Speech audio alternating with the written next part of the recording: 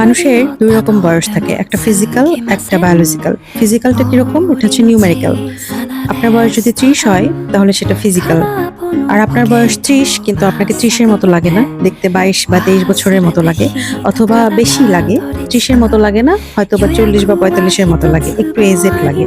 তো এইটা হচ্ছে বায়োলজিক্যাল বয়স। বায়োলজিক্যাল বয়সটা কিছুটা কন্ট্রোল করা যায় আমাদের খাদ্যাভ্যাস বা রুটিন মেনটেন করার মাধ্যমে।